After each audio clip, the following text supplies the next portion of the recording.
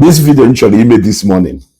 And I'm direct this video to my brother from Ombadike. JPAC Okwuluora, Mama, Genesis International, the chairman CEO by Hammer International. Yesterday, I saw your video. Your videos now fly up and down. In fact, you did about 3-4 videos yesterday, or about 3 videos. Let me not over exaggerate. Grieving over your friend Akwa, the commander of Okite, the wealth maker, the wealth creator. Somebody created good wealth to thousands and millions of Anambra and Ndibo at large. Make a lot of people ezege, omeze, ochieze. You were grieving over sentencing here by court regarding the case with Anambra state government. The part that got me was the part where you were specifically talking about those ports. You now even started considering the fate of Nde Edemeli. Nde Yamashiga back to poverty. You were explaining now some of the port you need, if you see the confidence that you 100% know that na those ports were power sedone, and even in those ports na rolo. I laughed. Do you know why I laughed? I laughed because when Evangelist Ebuka Obi was blocked from using Enugu State Stadium do Enugu will make crusade, and Okwuluora and Igbo came out the same way you came out during the time of Akwa yesterday. Okwuluora and Igbo were put Akwa na nke Evangelist Ebuka Obi. Video email Igbo Okwuluora and Igbo. No ka akpọkọlụ ndị niile a na-arịa kidney. Pojeli Evangelist Ebuka Obi ka o heal ha. No ka akpọla about 30 of them. I don't need to take this one away now. Like I don't need to say je kpọta onye do otu ama say guje kpọta ikiri. Only one guy gonna be nu na na ikiri. The first video email about this ikiri. You are trying to tell us how ikiri ntu ikiri esi ochinyelu onwe ya aka. The second video email about ikiri, which was about a week or 2 weeks ago, we be made video, we made video ka be Lord, we fu ikiri. Malu ni ikiri wonye bene bebe ha ka be Lord wenye riaka.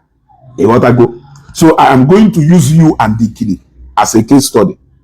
Kerife patalo maybe mana those sport will power and not the capable of even them mad. Here we go. The same way we advise Okwuluora and Igbo. No capable the kidney patients. Pejelu Ebuka Obi ka oheroa. Why ni Jeho? Ka Akwa Okuko mere ke do ka baby oko. Why ni Jeho? Ka Akwa Okuko mere ke do ka seaman. Why ni Jeho? Ka Akwa Okuko mere ke do ka many of the big men na in ada agba n'ihu akwụkwọ. Ebuka ọnụ nkwọ. The seahorse boss. Yeah, name them. Thousands of them. Why need Jeho? Ka Akwa Okuko mewu ke dokamda. It's a question. But you knew na this guy will power ime mmadu oworo garanya. Na this guy will power ime mmadu obula wele. Na this guy will power he create wealth. Na this guy who CBN. Now this one, if we find now, look, injustice anywhere is injustice everywhere. If you like, cover this part, nation na ono na your turn or na turn of onyenkeru, that what you uphold here is going to turn to be another thing. You are lying. That is why when you want to talk about honesty, when you want to talk about equity, you must come with clean hands. There is no shortcut to that. If we ban akwapu nwanne mmadu na mmiri, esise kwapu onye no deserve ya. Oluzu ubosi a na akwapu nwanne wu. Egwazi ayi 150 reasons ayeji we kwapu nwanne. It doesn't work. It doesn't work. I hold nothing personal against Akwa, but I can't see, or I don't see why nde dukono na asi okajikose okajigarese because of holy oil and elegone, holy water and elegone. I don't see why ona yejifu problem with Akwa na napu nde mmadụ millions of naira. You keep talking about Oka na agwa nde mmadụ na Chineke ahụ enye ego, but what of somebody who openly when the mmadụ sefa biano, you don't need to hustle, come, I will give you something like this or something like this. You see? You see? If no problem with that, if believe, I went to the comment section, comment of many people when I say because I saw them, many of them now say na Jesus capable of him anything, no more any spiritual power capable of to heal. I saw many of them na comment section. Ebehano ne defend that one against the government immediate. When the chaya when say ogunu ne maye onya kanji wese. Okay, all those people now now Jesus ayemenka, na Jesus ayemenka. No more any spiritual forces say that this life is physical, that life is not spiritual. Hanchani ne na agwokwo ogwu. Hanchani ne na agwokwo ogwu. Ha na esukwa atipa. If the number of ite ebupuru ba akwa, ite ni na agwokwo nde mmadu nweye. Ite ka nko ma nde makọ na ana. Ite ka kwo nko. Ite ni na agwokwo nde mmadu nweye. Etu ahụ ite ahụ si do na nke akwa ka ite ahụ si wee do na nke ụmụ nwa dibịa niile na-agwọ ọgwụ ma n'Enugwu Ezike ma na akpọwa afafa ebe niile ahụ ịma a na-agwọ ọgwụ ma na Oraifite ma ndị mikpusiri amikpusi ma ndị jee na nke aya ọkwa etu ahụ isi fụ ite ahụ o si dobe akwa ka ite ahụ si wee dobe ha ncha niile keru ndị nwe ite a many of them ndị na-abịa na Facebook abia akọwa ọnụ niile joka ejayo Chineke amala. But someone believe in some spiritual power somewhere, believing that that power is capable of opening doors for them. Now that power is capable of imeha ka aru mmadu gbara ha yara ịba ha. But they are coming to deceive you because they don't want you to. Their ogo is against the church, not spirituality.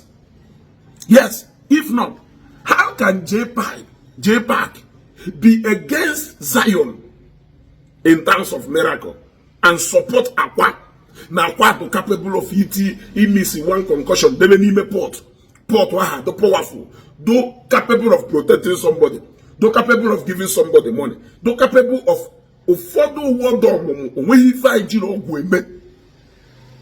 the reverse of all those things. The only thing church government is na achụ ndị native doctor bụ na onwero pastor ya sị wota mmadụ. There are some certain things. Ọbịa nwewo the pastor ya sị bịa ka mezie oke nwụrụ ọgaranya. Onwero bịa na onwere ife ya umeru nwụrụ ọgaranya. Onwero onye na-eje ụka ekpe ekpere ka Chukwu gozie ya na agbasiri onwe ya mba ike na ayọzi Chukwu ka Chukwu gozie ya. Mana ndị nwa dibịa niile ama akwa anyị ma ndị fa na-alụlụ ọlụ. Stop acting as if you don't know what is happening. I am one different. Yes, I am one different. I am one day no na kuho more ajolo izuogu ndene na agwogu maka izuogu ndene agwogu maka itu akwụkwọ ndene azwogu maka na agwogu maka izuori ndene agwogu maka itonto. I am one ife na kuho more ọjọọ. We know mmadụ ne kifu benara haje na church sị na ha jere ikechi mmadụ. Mmadụ ne kifu benara haje na church sị na ha jere egwu ọgwụ ka business mmadụ gasa. A na-agwọ ọgwụ niile ahụ be nwa dibịa nya ka eji etiri ha anya. Ịpụta ị na-pretend ka ọ na-ịma ife na-eme. Ịpụtazie ị na-pretend ka ọ na-ịma ife na-eme. Mmadụ ne ka ifu da na-alụ jeru n'ụlọ ụka je na-ekpe ekpere nọ ekpere ọjọọ ka ha na-ekpere mmadụ. Ijekwu pastọ gị gbe nya kpere ụdị ekpere pastọ gị kpere ụdị ekpere.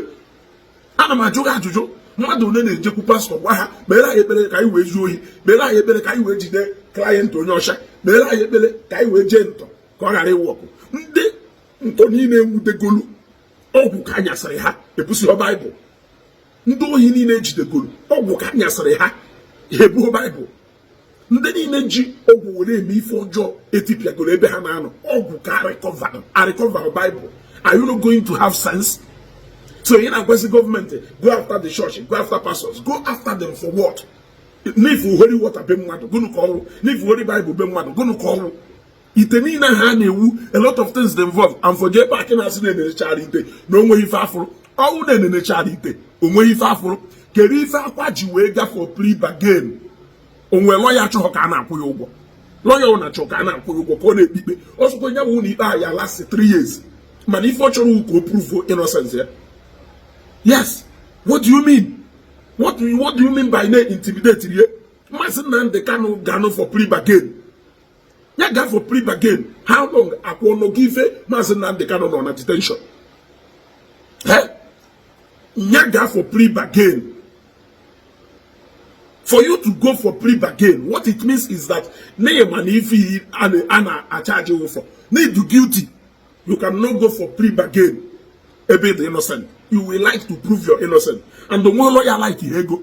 All lawyer akwa, ya advice akwa. See, let us do this. So lawyer or not like you go. Lawyer ya like it. Kone je di ibe. Also kwe si pe di ba 2 years, 3 years. Or kubo ke ya da kwe. Una na ko ife mwe hisi. Ana ko yati. If a young boy they to that je. If any no na accuse ndoka wunda na emeye 100-fold iteni na adeba wunde jekwu ụgwọ ụfọdụ zuru ohi wee jenye nwa dibia ga ụfọdụ lelu things ụfọdụ commit all manner of things wee wote ego ka e wee gwọrọ ha ọgwụ a. Where are those numbers of millionaires and billionaires kelebe fano iji wee ghara ịma na ife akwa na-eme ebe ahụ obtaining by false pretense leading a lot of people into committing different and various crimes. A shocker government got to the level of Egwakwa, produce every single person with a neighbor. More people will go to prison than you. Many of them will be handed to EFCC, many of them will be handed to police. Unana kifenwe isuno ya mache zioku na na-ekpuchie. Ono ya mache zioku una manu ma na-ekpuchie.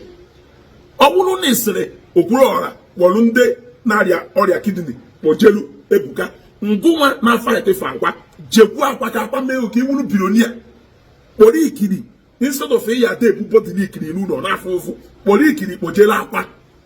You will not pay more than 1 million or 2 million. Ego ne kikiri ligolo be osisi oju we nọrọ imo commitment imegolu ebe ikiri nọ ko we do mma wolu 1.5 million or 2 million wojela akwa o wori egwori ikiri ọgwụ igwuri ikiri enwe ego go na ya eribe ego taba ego kwụsị na ife unu na-eme.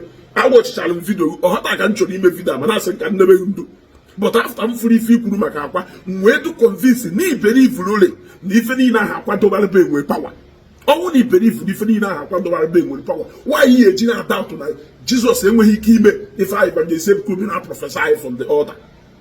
Now, on fee for job, only for job. Man, if not, it will still come back or hunt to hold a head or hunt to win to you. Okay, here to her. Ezugo. I made this video from a place of love. Okay, I feel na mobia ebe kono onambia ibe megono. But I just stated the obvious. Gwana kwezioku, gwanye ezioku. That young man would have a very bad tune to dibia na ani eba. Nde tibia niile basie no ko chocho choraze suzo ha yejigu nde mmadu wayo. Inekwu na ona agba jigad. O say na agba jigad. Onya young girl, o say na agba jigad. Nya abata ise from some na agba jigad ya. Nkeke shi buku we bata na my compound. Ifronso o say na agba jigad.